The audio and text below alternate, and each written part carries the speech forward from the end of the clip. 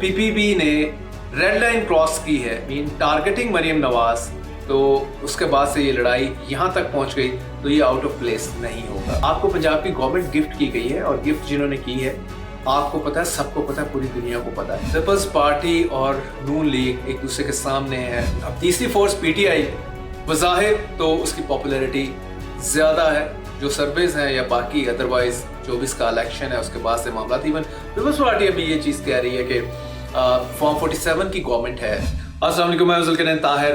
Peoples party और नून league की जो इस टाइम धुआंधार लड़ाई चल रही है फ्लड्स और कैनाल के इशू के ऊपर, सबसे बड़ा $1 मिलियन क्वेश्चन यही पूछा जा रहा है, क्या वाकई असल में 6 कैनाल का इशू है जो पहले फरवरी मार्च में ये प्रोजेक्ट इनिशिएट किया पंजाब गवर्नमेंट ने, मरियम नवाज ने। उसके बाद फ्लड आया, फ्लड के बाद पीपल्स पार्टी ने कहा कि इसकी कंपनसेशन मनी आप बेनज़ीर इनकम सपोर्ट प्रोग्राम के तहत कर दें, लेकिन नून की गवर्नमेंट ने कहा कि भाई आप अपना मशवरा अपने पास रखें, हमें ये नहीं चाहिए। लेकिन उसके बाद अगर आप नोटिस करें जिस तरह की लड़ाई ये लड़ी जा रही है, शुरू में पहले होता ना कि पांस आगे आते हैं, स्मॉल सोल्जर्स आते हैं, फिर उसके बाद कमांडर्स आते हैं, फिर टॉप लीडरशिप आती है। इस तरह का मामला हुआ है। मिनिस्टर से होते होते पंजाब की चीफ मिनिस्टर इस टाइम फ्रंट लाइन पे आके लड़ रही हैं पीपल्स पार्टी के खिलाफ। वो उधर से पीपल्स पार्टी की front line leadership like Bilawal Bhutto Zardari, Asif Bhutto Zardari, वो फ्रंट लाइन पे हैं। तो बिल्कुल आमने सामने हैं ये लोग। और इशू क्या था? इशू ये था कि आप बेनज़ीर इनकम प्रोग्राम का डाटा यूज़ करें और फ्लड विक्टिम्स को जो है कंपनसेशन फौरी के फौरी करें उनको, क्योंकि बहुत बुरी कंडीशन में है। तकरीबन 50 लाख पंजाब के लोग जो हैं वो फ्लड से अफेक्ट हुए हैं। पीपल्स पार्टी यही चाह रही थी कि इसको नून की गवर्नमेंट पंजाब ने इमीडिएट रिलीफ प्रोवाइड करे और बेनज़ीर इनकम सपोर्ट प्रोग्राम का डाटा यूज़ करते हुए, लेकिन एक बिग नो कहा पीएमएल नून ने। उसके बाद से लड़ाई जारी है। क्वेश्चन यही पूछा जा रहा है कि क्या वाकई फ्लड का कंपनसेशन को लेके ये मामला ये है रीज़न, या उसके बाद कैनाल का जो इशू था जो कि फरवरी मार्च में ठप हो गया था क्योंकि बड़े पैमाने पे प्रोटेस्ट था सिंध में और पीपल्स पार्टी भी शामिल थी। और इवेंचुअली जो ये प्रोजेक्ट लॉन्च किया था फील्ड मार्शल जनाब आसिम मुनीर और चीफ मिनिस्टर पंजाब मरियम नवाज ने, और उसके बाद प्रोटेस्ट के बाद सीसीआई में काउंसिल ऑफ कॉमन इंटरेस्ट में चला गया और डेफर हो गया। और समझ लें कि इनडेफिनेट टाइम के लिए इसकी फेट बिल्कुल सील कर दी गई है। उसके बाद भी ये मामला रुक क्यों नहीं रहा? पीपल्स पार्टी और नून लीग एक दूसरे के सामने है। पीपल्स पार्टी डिमांड कर रही है कि मरियम नवाज साहिबा माफ़ी मांगे, शी रिफ्यूजिंग इट। असल कहानी क्या है? सब इसमें असल कहानी के पीछे जा रहे हैं। असल कहानी कुछ लोगों का कहना है कि पीटीआई को इररेलेवेंट बनाने की स्कीम ऑफ थिंग है कि इतना आपस में इतना लड़े पीपल्स पार्टी और नून लीग कि वही 90s की दिहाई में चले जाएं। और इनका ख्याल ये लोगों को ये आ जाए, गुमान आ जाए कि Peoples Party real time opposition to the PML Noon. यही होता था पहले। अगर नून गवर्नमेंट में है पीपल्स पार्टी अपोजिशन, पीपल्स पार्टी गवर्नमेंट में नून अपोजिशन में, दोनों आपस में लड़ते रहते थे और उस वक्त तीसरी फोर्स का वजूद नहीं था।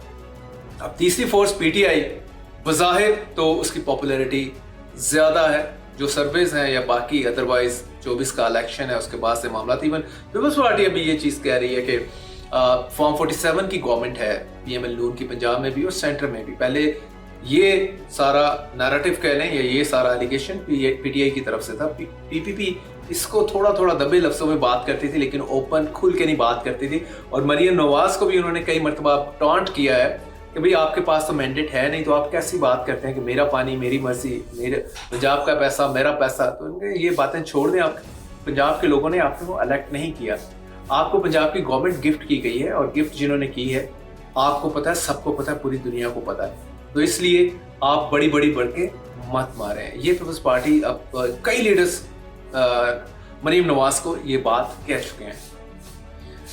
तो अगर हम इस थ्योरी पे जाएं कि पीटीआई को अंडू करने की ये गेम बन रही है, तो इसमें अपनी तरफ वजन है, लोग इस पे बात कर रहे हैं। दूसरी जानिब एक और बड़ा पॉइंट है जो मैं आपको बताता चलूं, वो ये है कि जो मेरे पीएमएल नून के सर्कल्स में बात हुई है, कह रहे हैं कि मरियम नवाज जो है वो पीएमएल नून पंजाब की स्पेशली रेड लाइन है। जो भी इनको टारगेट करेगा पीएमएल नून पंजाब उसको स्पेयर नहीं करेगी, चाहे वो ऑलरेडी पीटीआई तो थी, चाहे वो उनका अलाई पार्टनर पीपल्स पार्टी ही क्यों ना हो और पीपल पार्टी की टॉप लीडरशिप ही क्यों ना हो। तो उनका ख्याल है कि इस चीज ने ये सारा मामला ट्रिगर किया है। जब फ्लड के मामले के ऊपर पीपल्स पार्टी ने तनकीद की, और स्पेशली तनकीद अगर पंजाब गवर्नमेंट पे कर लेते तो इतना ज्यादा रिएक्शन स्ट्रॉन्ग पीएमएल नून पंजाब ने नहीं देना था, मीन पंजाब कैबिनेट ने नहीं देना था। लेकिन उन्होंने मरियम नवाज के ऊपर टारगेट किया, उसके बाद उन्होंने खुल के उनको रिस्पॉन्ड किया, और इतना जबरदस्त रिस्पॉन्ड किया कि एट टाइम्स पीपल्स पार्टी को एकदम से ख्याल आया कि भाई वाकई ये हमारे अलाई पार्टी है पीएमएल नून, ये तो जो हमारे साथ कर रहे हैं, हमारी लीडरशिप के साथ कर रहे हैं। तभी तो अभी इस टाइम नेशनल असेंबली सेनेट से वॉकआउट चल रहा है against Maryam Nawaz outburst against the PPP leadership, और they demanding apology from her, जो कि not coming any time soon, वो नहीं आएगी। ये मैं बता दूं आपको, अगर पीपल्स पार्टी का ख्याल ये है, ऐसा है, तो अगर इस इंफॉर्मेशन पे जाया जाए कि बेसिकली पीपीपी ने रेड लाइन क्रॉस की है, मीन टारगेटिंग मरियम नवाज, तो उसके बाद से ये लड़ाई यहां तक पहुंच गई, तो ये आउट ऑफ प्लेस नहीं होगा। एक ये भी तीसरी चीज ये भी कही जा रही थी कि इस सारे मामले को लेके इवेंचुअली कनाल वाला मामला जो है वो ताकतवर हल्के चाह रहे हैं कि दोबारा से वो ओपन हो और कनाल की तरफ आया जाए, क्योंकि बाकी काफी सारे मामला जो है वो सिमट चुके हैं। तो पहले ये प्रोजेक्ट ताकतवर हल्कों और पंजाब गवर्नमेंट का था, तो मिलके दोबारा से इसको रिन्यू किया जाए और पीपल्स पार्टी को एक धक्का लगाया जाए, उसको पुश बैक किया जाए इसके इस स्ट्रॉन्ग स्टांस के ऊपर, ये कि कैनाल्स नहीं बननी चाहिए। तो ये 3 एरियाज हैं, अगर आप इसको देखें तो अंडरस्टैंड होती है कि इस टाइम पीपल्स पार्टी की लड़ाई क्यों हो रही है, कहां जा रही है। पहला पीटीआई फैक्टर कि उसको अंडू कर दो, आपस में इतना एक गवर्नमेंट खेले और एक अपोजिशन प्ले करे। Second, Maryam Nawaz red line है वो क्रॉस की, उन्होंने गुस्सा खाया और उसके बाद लड़ाई जारी है। थर्ड, के बैक इन माइंड में कनाल था और कनाल के इश्यू को दोबारा रिवाइव करना है, तो इसके रिवाइवल के चक्कर में ये सारी गेम हो रही है। तो ये 3 इसके पॉसिबल आंसर्स हैं। और पीपल्स पार्टी और पीएमएल नून के जिन लीडर से मेरी बात हुई है वो कह रहे हैं कि इन तीनों में ही आपको आंसर ढूंढना होगा, या एट द सेम टाइम ये तीनों चल रहे हैं, या इनमें से कोई एक मेजर फैक्टर है जो ऑनगोइंग लड़ाई के पीछे मामला है।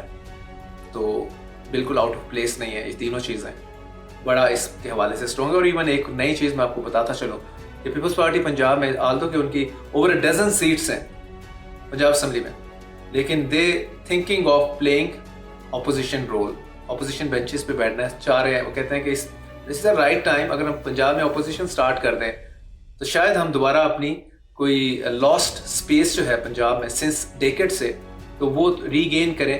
बिकॉज पीटीआई के रोल को और मिनिमम करें, उनका अपोजिशन का रोल उसको बिल्कुल पीछे ले जाएं और आप आगे हम फ्रंट सीट के ऊपर आ जाएं बीइंग ऑपोजिशन पार्टी इन पंजाब। इसके ऊपर भी डेलिब्रेशन चल रही है। आल्दो के इसमें prime minister Shehbaz Sharif of PML Noon, president Asad Zardari of PPP, इन्होंने एंट्री डाली है। और एस्टेब्लिशमेंट के जो नुमाइंदा है मोहसिन नकवी, टीए मिनिस्टर पीसीबी का भी इनके पास स्लॉट है, प्रोटोकॉल के लिए एंजॉय करें, मौज करें, मस्ती करें, तो उनको भी इंगेज किया है। तो एक तरह से एस्टेब्लिशमेंट पीपीपी पीएमएल नून के बिग विग्स जो हैं सर जोड़े हैं इस हवाले से कि लड़ाई कहाँ तक लेके जानी है, या अगर ये स्क्रिप्टेड है तो ये स्क्रिप्ट कहाँ तक चलना चाहिए, इससे बियॉन्ड नहीं जाना चाहिए।